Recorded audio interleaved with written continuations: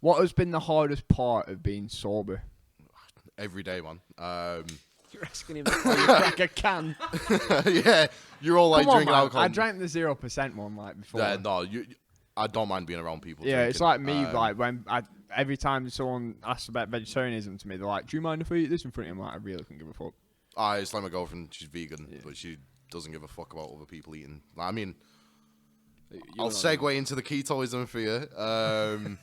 When we first met, I was on keto, which is like purely animal products. Yeah, you shouldn't have been on ketamine, mate. Ketamine's bad for your kids. Don't do it.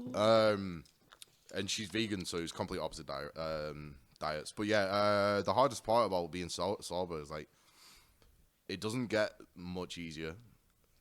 People might say it does, but there's always going to be cravings there. There's always going to be days or nights where you're like, I could really do with a drink.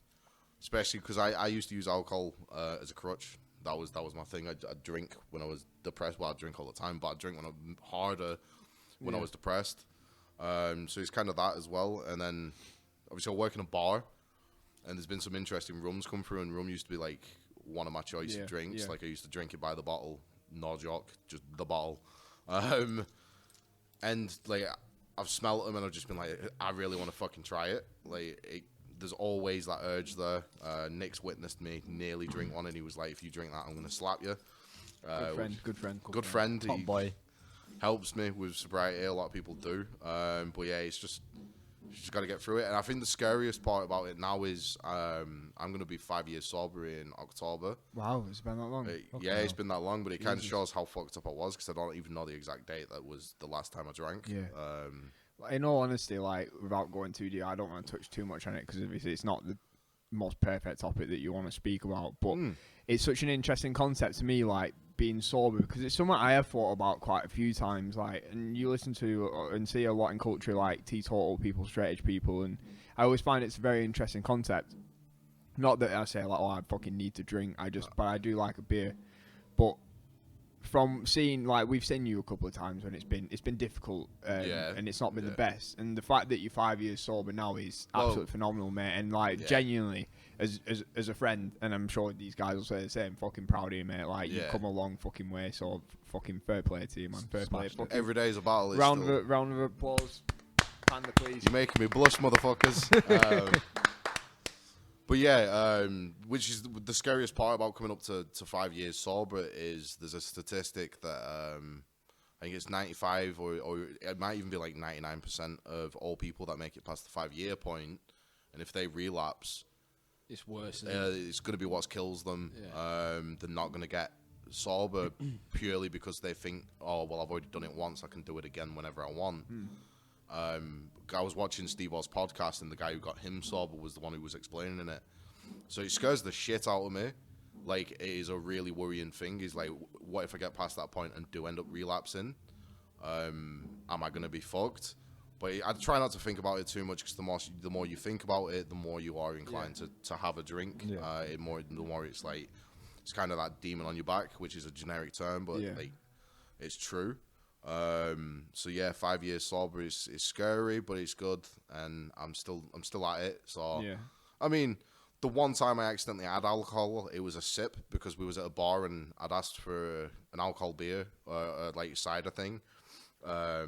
Or I drink low alcohol as well. Like, so the difference between is literally like 0.5. So like, to be alcohol free, it has to be 0.0 up to 0.4, I think it is. 5, I think. Well, 5. Once it hits that 5 mark, it's classed as low alcohol, but you're not going to be able to get drunk off it. Yeah. So that's why I feel safe drinking it. A lot of other alcoholics or recovering alcoholics can't do that, because it makes them want to drink. And it comes from, like, it's modesty. So I've got a really addictive personality, as you know. Like, I smoke a lot, which is ironic coming on the iron lung. I might end up in one of them fuckers one day.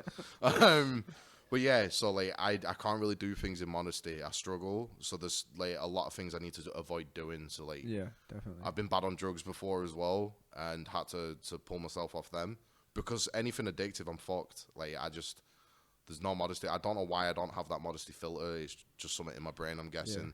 Just a glutton. Hence why I'm a fat fuck. So like, hench fuck, more like. Oh no, fat fuck.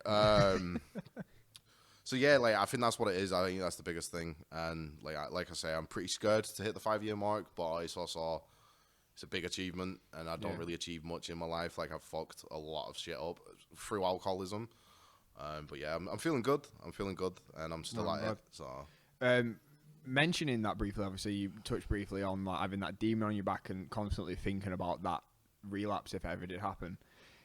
I have a very similar instance to that with my mental health and my bipolar because it's a mad feeling because it also feels like there's constantly a second person that can take charge, like with my bipolar, and with it being episodic, you're kind of waiting constantly for that next episode to come on, and you're thinking, "Fuck, is it going to happen?" And the always hardest bit for me is knowing and feeling that decline, knowing that you're going into that depressive episode. But I kind of learned, like over the past couple of years, the best way to deal with that is to just think, fuck it, like try not to think about it, like because I spent so many years thinking, when's it going to happen? When's it going to happen? When's it going to happen? And it's really hard to then turn it off and just be like, don't think about it. And that's one of the hardest things. It's like to come to terms with myself is that like just forget about it. And you can't always forget about it. Well, I think the perfect thing to do is find a happy medium between forgetting about it as well as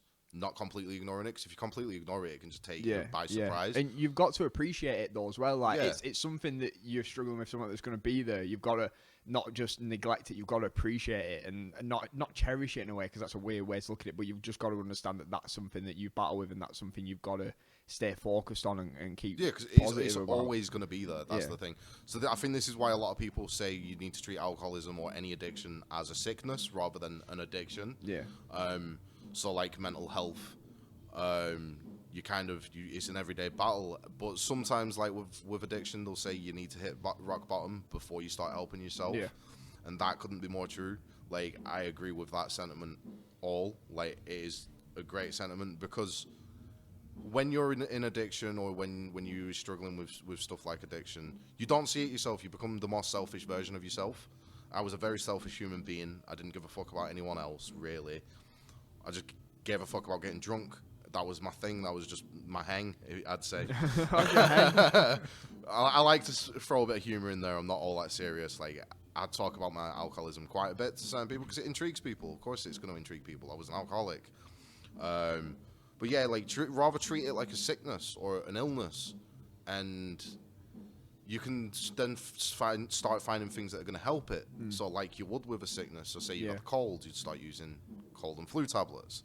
So the best thing to do with an addiction is find a healthy addiction. So something that's more productive, something that's going to get you further in life. So mine wasn't that healthy. It was smoking again, because I'd not been smoking for 2 years. When I quit drinking, started smoking again because some shit happened in my personal life. So it was either... And that was the hardest thing, because it was really big shit that happened. Like, it was really personal, and I was in a low place, and I was only a week into sobriety at the time. And I rung my brother up. Like, I don't care about admitting this. I'm like, I was crying. I was in a rough patch. Nick probably knows what I'm going on about here. You might have, because you all know me, you might all know what the situation is. So I rung up my brother, crying, and I didn't know what to do. I said, listen, like, I'm either going to the shop and I'm going to go to the shop and get either a bottle of Jack Daniels or a packet of cigarettes. Because that brother's kind of good with that stuff, because he's never had addiction, but like he's always kind of has like that sober mind, which is great. He said not to do any, and I went in, and I must admit I was that close to saying bottle of Jack Daniels, please, but I was just like, can I have 20 cigarettes instead? And that's what I did. But I've started trying to transition into different like addictions. So now I'm like, I've got my own place with my girlfriend. So it's like collecting things, like, because I'm really into horror movies, old horror movies. So I'm collecting memorabilia and shit like that, which is kind of healthy. I'm collecting records, which you might say it's not healthy because you're spending money, which is true. So I try not to go too overboard with it. Don't spend too much money on it. I started reading, which I never thought I'd fucking do, because I'm a dumb guy. So yeah, but it's just healthy addictions, but it's like you said, with any kind of illness, you've got to take it serious. You can't completely blank it. I always know there's going to be that little thing in the back of my head, just like, it's just one drink. Yeah. Which is never one drink. With your bipolar, you can't completely ignore it, because if that creeps up on you, you're fucked. Because it's just a heavy decline from there.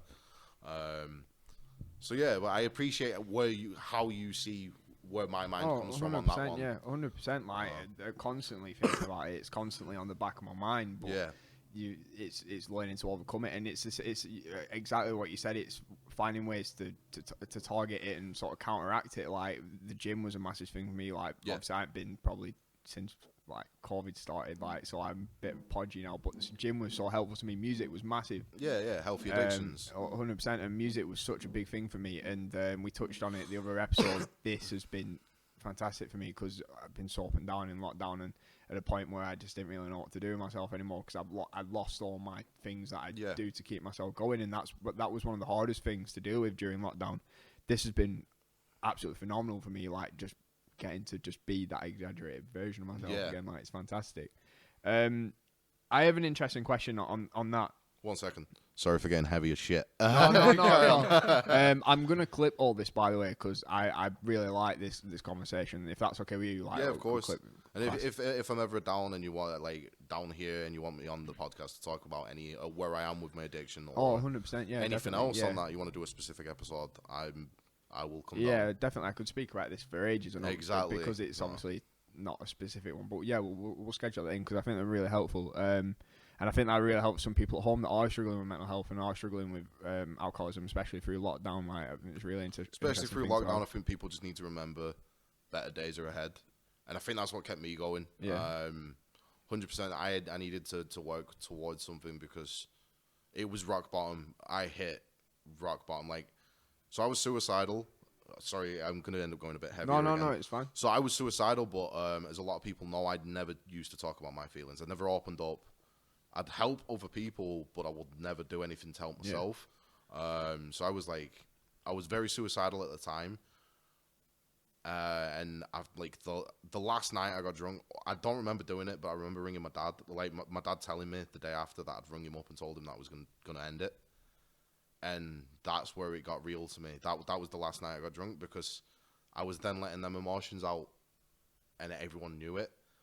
And I was probably very close to suicide at that time. So, I think that was the push that I needed. Sometimes you just need a kick in the ass, and I'd say that was my rock bottom. But remember, folks, like, the only way is up. COVID's going to disappear. You've got to just fight through shit, because, I mean, I found someone that I love and cherish during COVID.